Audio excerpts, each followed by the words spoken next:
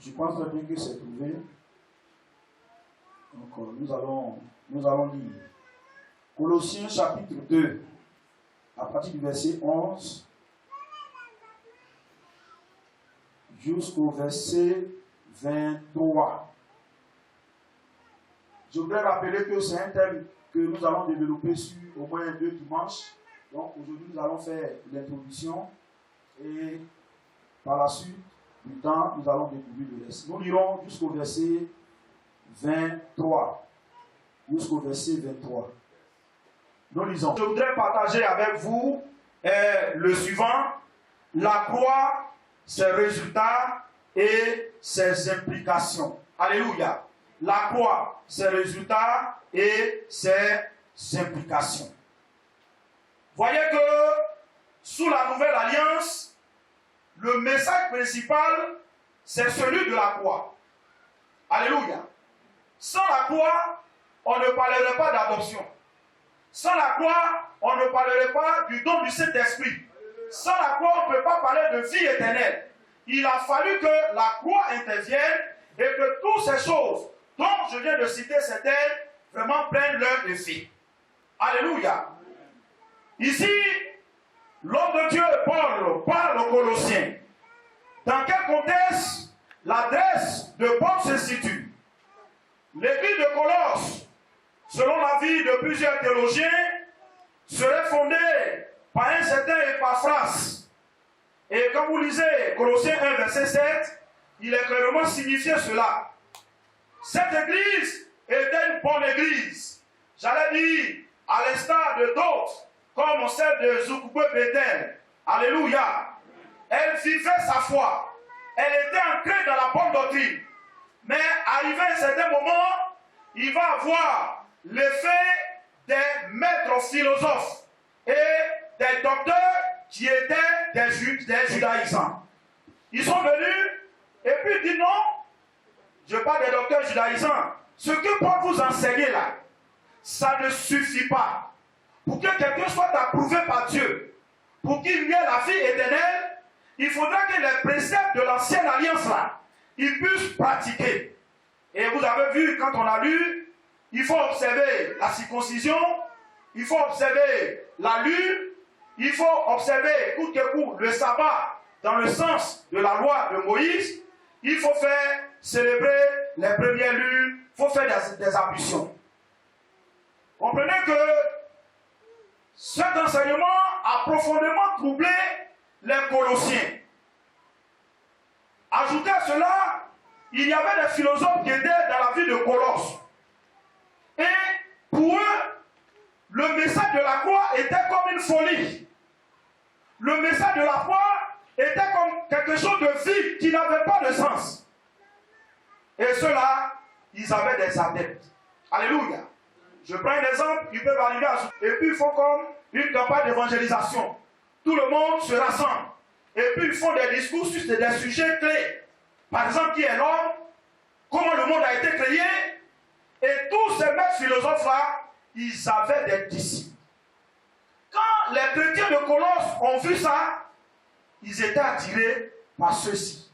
Au point même de perdre de vue l'excellence de la connaissance de la personne et de l'œuvre de Jésus-Christ. Après ça, Paul était un apologète, c'est-à-dire que ceux qui défendent la vérité doctrinale, Paul s'est mis à écrire pour non seulement réfuter ces fausses doctrines, mais aussi présenter Jésus.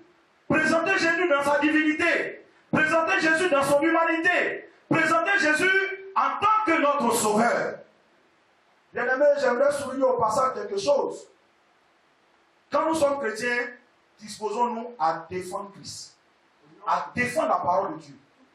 Alléluia. J'étais allé me faire coiffer. Et celui qui me coiffait, il disait, j'ai dit non, mais si Jésus même était Dieu là. Je n'ai pas entendu, j'ai répondu dessus. Alléluia. Peut-être que par mon intervention, Dieu peut le sauver. Ou bien ceux qui étaient chrétiens, qui étaient là, qui n'ont pas une grande foi, vont dire, ah, de la manière que le type a parlé là, c'est que Jésus là, c'est vrai. Et on a corrigé. Pour lui dire que ce dans quoi il est là, il n'est pas dans la vérité. Jésus est pleinement Dieu, il est pleinement homme. Alléluia.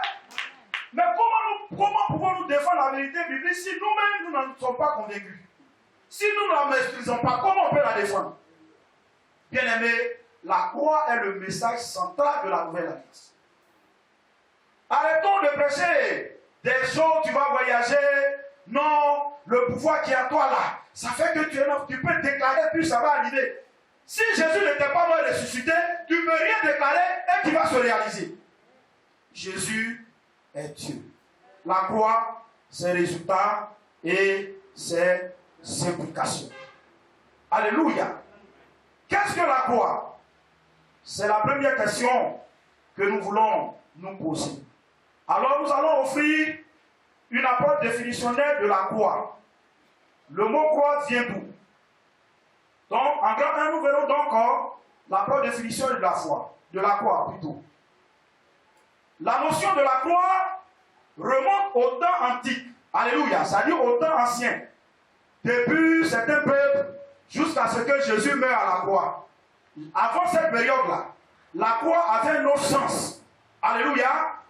Les peuples comme les Assyriens, les Égyptiens et les Perses, ils ont utilisé la croix. La croix vient d'eux. En leur temps, la croix était une simple potence, c'est-à-dire qu'un poteau, directement comme ça, vous voyez, non? Voilà, c'était droit. Et quand quelqu'un est reconnu de faute grave, alors la décision de le prendre est arrêtée, on l'attrape, on le corrige bien, on l'accroche à ce bois-là, ce pieu-là, il reste là jusqu'à ce qu'il meure. Est-ce qu'on est ensemble? C'est pourquoi quand vous lisez le livre d'Esther, il est dit que Mardochée qui a médité l'intention d'exterminer les Juifs, il avait préparé une potence, un pieu. Et c'est lui, le même Mardochée, plutôt, Aman, excusez-moi, c'est Aman qui a été accroché à ce poteau. Donc c'est ce poteau-là qu'au temps des Assyriens, des Perses et des Égyptiens qu'on appelle la croix. Alléluia. Vous savez, les royaumes vont de royaume en royaume. Quand on a passé le stade, le temps des Perses, des Égyptiens, on est arrivé sur les Grecs. Les Grecs et les Romains vont changer. Et ils vont ajouter une part au milieu. Vous voyez, non? Comme on n'a pas assez de matériel pour vous montrer. Donc, c'est devenu un truc comme ça. Un truc, une croix en forme de T. Ça, c'est la croix au temps des Grecs et des Romains. Alléluia. Donc, quand quelqu'un est reconnu comme coupable, on le pend sur la croix. C'est pourquoi avant Jésus, il y a eu des gens qui ont été pendus. Et au temps de Jésus, Jésus était entouré de qui? De 2 brigands sur la croix. Donc, voici la notion de la croix, ainsi résumée dans le temps antique. C'est-à-dire le temps avant la mort de Jésus-Christ. Alors, la croix en rapport avec la Bible, ou en rapport avec l'expiation, ou avec Jésus, c'est quoi? C'est quoi? La notion de la croix en rapport avec Jésus-Christ revêt un sens plus noble et plus sacré. Je répète la phrase. La notion de la croix en rapport avec la personne de Jésus-Christ revêt un sens plus noble et sacré. Cette croix désigne 2 choses. C'est-à-dire, la première chose, c'est la mort de Jésus-Christ à la croix ou sa crucifixion. Alléluia. Matthieu 28, verset 5 dira, mais l'ange prit la parole et dit aux femmes, pour vous, ne craignez pas, car je sais que vous cherchez Jésus qui a été crucifié. Soulignez le mot crucifié. Il continue dans Marc 15, verset 25, en disant, c'est la 3e heure, quand il le crucifiait. La croix aussi fait allusion à la résurrection corporelle de Christ. Pourquoi je dis résurrection corporelle? Il y a certains courants doctrinaux qui disent que Jésus n'est pas ressuscité comme un homme. Il n'avait pas de corps. Il était un simple esprit. Alors que quand Jésus est ressuscité, il s'est présenté à ses disciples. Il a passé 40 ans. Dans Jean 21, vous allez voir qu'il a mangé même du poisson avec ses disciples au bord du lac de Tibériade. Alléluia. Donc Jésus est mort il n'est pas resté dans le tombeau, il est ressuscité. Il avait un corps glorieux et il est monté au Père. Bien aimé, ce sont ces deux choses-là qui renvoient à la notion de la croix en notre temps. Alléluia. C'est pourquoi ne nous fatiguons pas à mettre des grosses croix dans la poitrine et puis on marche. La croix nous protège. La croix nous protège. C'est comme ceux qui disent que non, quand tu fais le combat spirituel, puis tu tends la vie comme ça, tu as pouvoir. Ça, c'est de l'idolâtrie. Alléluia. La bonne manière de comprendre la croix, c'est d'accepter qu'un jour, Jésus-Christ est Dieu, s'est fait homme, il est mort, il a été enseveli, mais il n'est pas resté dans le tombeau. Au troisième jour, il est ressuscité et il est monté au Père et il reviendra un jour nous chercher. Alléluia. C'est ce qu'il faut enseigner et comprendre et accepter. On a dépassé ça. Ça, c'est de l'idolâtrie. Croire en l'œuvre de la croix, nous devons accepter que Jésus est mort, mais il est ressuscité. Il a été glorifié. Il est assis à la droite de Dieu, le Père. Jésus est ressuscité, et plusieurs passages nous le disent, nous en convainquent. Il dit, dans Matthieu 28, versets 6 à 7, ceci, il n'est pas ici, il est ressuscité. Comme il avait dit, venez, voyez le lieu où il était couché, et allez promptement dire à ses disciples qu'il est ressuscité des morts. Et voici, il vous précède en Galilée. C'est là que vous le verrez. Voici, je l'ai dit. Alléluia. Ça, c'est le témoignage de l'ange. Acte 1, verset 3, nous dit ceci. Après qu'il eut souffert, il leur apparut vivant. Soulignons le mot vivant. Il leur apparut vivant. Je suis en train de dire à quelqu'un qui n'adore pas un Dieu qui est mort. Tu comprends? Ton Dieu est vivant. Mais Jésus-Christ est mort. Et au troisième jour, il est ressuscité. L'œuvre de la croix.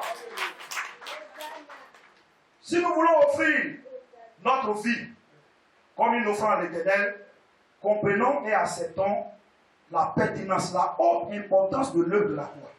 Alléluia. Que Dieu nous bénisse. La croix est une œuvre merveilleuse, en ce sens qu'elle est la source de toutes les grâces divines, parmi lesquelles nous voulons faire mention de quelques-unes, et en tenant compte des limites du texte lu. Je vais dire que dans le texte que nous avons lu, nous allons découvrir maintenant les résultats, quelques résultats de la croix. Alléluia. L'adresse paulinienne aux Colossiens bien-aimés est un condensé didactique. Je veux dire qu'il y a tellement d'enseignements dedans. Vous allez voir que même les deux dimanches que j'ai, au cours desquels j'ai voulu aborder ce thème, si on ne fait pas attention, on ne pourra pas épuiser. Alléluia. Donc, nous ne voulons pas prétendre fournir tous les résultats de la croix qu'on peut dégager dans ce texte. Néanmoins, nous allons voir quelques-uns. Le premier résultat se trouve au verset 11 et c'est la sanctification. Quelqu'un dit avec moi, sanctification. Alléluia. Relisons encore ce texte, Colossiens 2, verset 11. Qu'est-ce qu'il dit? Et c'est en lui oui. que vous avez été circoncis. De la main, et que la main n'a pas fait, mais de la circoncision de Christ, consiste dans le dépouillement du corps de la chair. Amen. Je le prends comme on n'avait pas le micro. Et c'est en lui que vous avez été circoncis. D'une circoncision que la main n'a pas faite, mais de la circoncision de Christ, qui consiste dans le dépouillement du corps de la chair. Alléluia. Je voudrais, avant de rentrer dans l'explication du verset, nous dire qu'il y a trois sortes de sanctification. Alléluia. Trois types de sanctification. Il y a la sanctification de position, il y a la sanctification progressive ou pratique, et la sanctification définitive et absolue. Alléluia. Je reprends. La sanctification de position, la sanctification progressive ou pratique, et la sanctification absolue ou définitive. Alléluia. Ici, le type de sanctification que Paul mentionne, c'est la sanctification de position. Est-ce qu'on est ensemble? C'est la sanctification de position. Et je vais vous expliquer. La sanctification de position, c'est quoi? Vous savez, quand Dieu nous a créés, on était dans le même lieu que lui. On était dans sa présence. Je vais dire Adam et Ève. Alléluia. Mais quand le péché s'est introduit, Adam a fait quoi? Qu'est-ce qu'il a perdu? Il a perdu cette place. Alléluia. Et il est tombé dans le péché. Depuis lors, tous ceux qui le suivent là, tous ses descendants sont d'office des pécheurs. Donc, quand quelqu'un vient à Jésus-Christ et puis il met sa foi en lui comme son Seigneur et Sauveur, tous les péchés qu'il a fait avant là, Dieu purifie ça par le sang de Jésus. Vous voyez? Ça, il purifie ça par le sang de Jésus et puis Dieu l'introduit dans sa présence. Il le met dans sa position initiale. C'est ce que la Bible appelle sanctification de position. Je voudrais clarifier. Ça ne veut pas dire que ce qui nous amène à pécher là, Dieu a ôté ça. Ça ne veut pas dire que la susceptibilité de tomber dans le péché est écartée. C'est vrai, Dieu a pardonné tes anciens péchés, mais la chair est encore en toi. Tu comprends? Dieu t'appelle maintenant son enfant, parce que tu occupes la position de l'enfant adoptif. Alléluia. De l'enfant adoptif. Donc si j'étais par exemple à ce niveau, Dieu est là, moi je suis là. Je vais prendre la Bible pour que ça soit bien visible. Alléluia. Veuillez m'excuser. Je vais illustrer pour que nous comprenions un peu. Alors, Dieu est là. Et voici le chrétien. Ou bien avant qu'il ne soit, voici l'homme. Alléluia. Ils sont dans la même présence là. Vous voyez? Et puis le péché va entrer. Quand le péché rentre, l'homme fait quoi? Il quitte sa position initiale. Il est en bas. Mais quand cet homme accepte Jésus, Dieu non seulement le dépouille, il efface ses péchés par le sang de l'agneau, et puis il le remet à ça. C'est ce que nous appelons sanctification de position. Et quand vous lisez la Bible, il y a des termes qui sont employés. Quand vous entendez les saints de Jérusalem, les saints de la Macédoine, les saints de telle église, ça ne veut pas dire qu'ils n'ont pas le péché en eux. Vous comprenez? Mais c'est une sanctification de position. C'est pourquoi l'enseignement qui dit que non, quand tu as péché puis tu as accepté Jésus, Jésus t'a pardonné, quel que soit le péché que tu fais là. Dieu ne te voit pas tout, il est faux. On est dans cette position, mais nous sommes tenus de la garder, de la maintenir. Donc, la maintenir nous conduit à marcher dans la sanctification progressive. Alléluia. Progressive. Sinon, la place qu'on a retrouvée, on peut la perdre. Maintenant, la sanctification définitive, ça sera au ciel. Quand Christ paraîtra à la parousie et que nous allons revêtir un corps nouveau qu'on appelle la transmutation, nous serons enlevés et nous irons dans le ciel. Là-bas, là, il n'aura pas péché. Là-bas, là, il n'aura pas de pleurs. Là-bas, on vivra dans une sanctification, j'allais dire une sainteté absolue. Donc, elle est future. Donc, Paul dit ici que vous avez été circoncis, pas de la main d'un homme, mais par Dieu, par le sang de Jésus-Christ. Dans le verset que nous avons lu. Donc, quand nous avons, toi et moi, nous avons accepté Jésus, le péché qu'on a fait avant là, l'idolâtrie, on a fait avortement, on a menti, on a volé, on a eu la haine dans nos cœurs. Bien aimé, tout notre passé est effacé. C'est pourquoi 2 Corinthiens 17 dira, quand une personne est en Christ, elle est une nouvelle création. Tu vois, l'ancienne création, ton ancienne nature, qui est une nature de chute pécheresse. Le péché que tu as fait avant est expié par le sang de Jésus-Christ de Nazareth. Est-ce qu'on comprend? Paul le souligne. Il nous faut comprendre cette vérité parce que Satan est malin. Satan s'évertuera de rappeler des péchés que tu as fait depuis 1953. Depuis 1970. Il regarde comment tu as pu faire comme ça. Toi, tu dis que tu es chrétien. Et quand tu veux ouvrir la bouche, il présente le chef d'accusation contre toi. Pour allumer ta conscience. Pour dire non, tu n'es pas digne de prononcer le nom de Jésus. Tu ne peux même pas regarder, tu dis que tu es chrétien. Regarde ce que tu as fait. Tu es sûr que c'est un bavardage que tu as fait là. Dieu t'a pardonné comme ça. il faut le confondre pour dire que oui, Dieu m'a pardonné parce que Jésus est mort à la croix. Son sang a coulé et son sang qui a ruisselé a expié tous mes péchés. Je suis un saint. Alléluia. Est-ce qu'on est ensemble? Je suis un saint. Bien-aimés, comprenons cette vérité, sinon on va rester là à demander à combattre les démons, les démons territoriaux. Alors qu'il n'y a rien. Souvent, c'est des appellations pour distraire les gens. Le problème se trouve à notre niveau. Nous n'arrivons pas à maintenir notre place, notre position en Dieu, en Jésus-Christ. Ne faisons pas de la Bible menteuse, puisque la Bible est la vérité. Quand tu sais qui tu es, tu ne te mets pas dans n'importe quoi. Je l'ai dit à la veillée du vendredi. Vous comprenez? Le prince là, il ne va pas n'importe où. Même si on dit qu'ils sont humbles, mais souvent, ils font ça pour attirer les gens vers eux. Vous voyez, non? Imaginez-vous un certain... Vous n'allez pas le voir en train de pousser charrette, ou bien dans les cabarets, les bistrots. Non, non, non, non. Pourquoi? Parce qu'il s'est dit qu'il est une star. C'est une Nico. Alors que toi, tu es plus que lui. Tu comprends, non? Enfant de Dieu, servant de Dieu, serviteur de Dieu. Tu es plus que tous ceux-là. S'ils n'ont pas Jésus, toi, tu es au-dessus du lot. Tu es au-dessus du lot. Et ta position là, tu dois la maintenir. Donc, la sanctification positionnelle entraîne la sanctification progressive. Pour aboutir à la sanctification absolue. Est-ce que nous comprenons mieux? Quelqu'un peut lever la main comme ça si tu comprends.